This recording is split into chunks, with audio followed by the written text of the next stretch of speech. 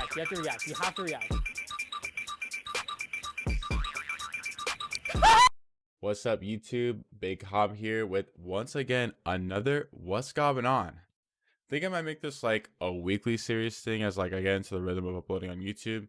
I've been on low-key like the content grind and it's been a lot of fun. So I've been going live every day, and if you're watching this, I might be live right now at this link right here. Check it out. If I'm live, then say what's up, say you saw the video.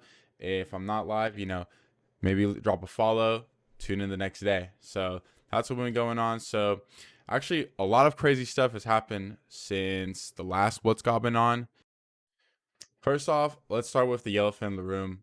Nothing has changed. Last week we were discussing the uprising of Steve bans and how so many locals and regions were planning to ban Steve, ban the tech, or even went the full shot and ban the character, while some other regions have decided to leave the character alone.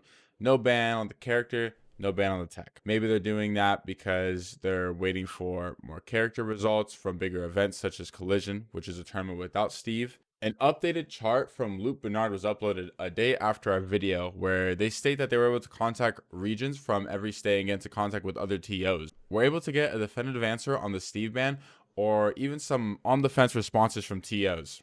One of the biggest tournaments in Smash alongside Genesis, Super Smash Con, was recently announced with a date, with no trailer and no registration site just yet. So this may be caused by the recent Steve outbreak to halt the registration until maybe after Collision to see how the event runs with the tech being banned and not the entire character. Maybe thinking that should they ban the tech if it works out at Collision, or should they go the full way and maybe ban Steve, or maybe leave Steve alone. Who knows? The biggest Wi-Fi weekly, Coinbox, hosted by Hungrybox, thanks to Team Liquid and Coinbase, announced that they were going to confirm the verdict on whether Steve would be banned or not. For those who did not watch the video that HBox posted of his verdict or got to see the tweet, if you haven't, I do recommend that you do take a watch. Super fun watch as well. He did announce that Steve will be banned at the following coin boxes moving forward indefinitely, which is a big step forward in terms of major decisions at such a big scale, like a tournament like a coin box, where it's hosted every day. It's the biggest Wi-Fi tournament every week, has a 3K pot. So it's a huge step in a lot of direction for TOs, I assume. So very, very, very good stuff, honestly. Whether it's for the best or for the worst, just making a decision like that, huge step forward in Smash. This weekend is also Collision, which will be the first major run since the findings of Phantom MLG, the new tech that everyone's been going crazy about regarding Steve being banned and regarding Steve, not being banned, and the whole tech that has everybody aflame. Maybe this tournament will give a lot of people information on how attorneys will decide their stance on it, depending if they'll ban Steve, just a tech, or maybe, maybe we don't have to ban either of those. However, even though there hasn't been a big major since the whole Steve uprising, there was a big regional in the Midwest called Sweet Spot 7, where Steve was not banned, nor was there any ban on the tech in the rules after reviewing myself. Onin, the current best Steve player in North America, actually took first place after having a close grand final set going game 10 with Apollo Kage, after Apollo Kage actually lost before he even got to top 8, losing to Skittles. So honestly, that's really good stuff to Apollo Kage, being able to take Steve to game 10 after making a crazy losers run in top 8.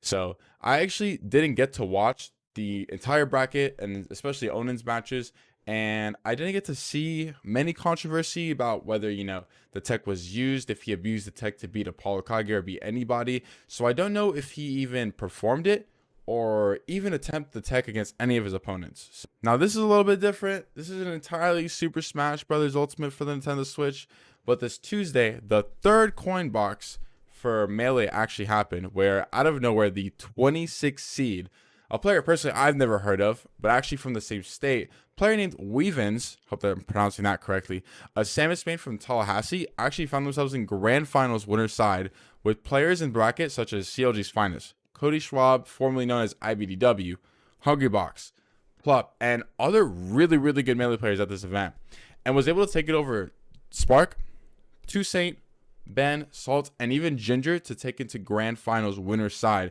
where unfortunately Weavins did lose to Cody in 2 grand final sets, going I believe 3-0 and then 3-1 in the second set of grands.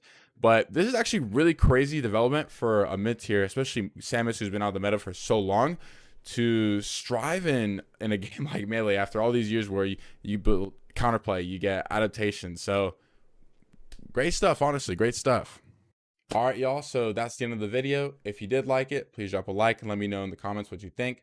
If you like this type of content and any of my other videos, please hit that subscribe button, support the channel. This weekend I'll be at Collision, so stay tuned for some live reaction footage of us at the event, maybe us in New Jersey. Check it out. See you next week with more on What's Going On.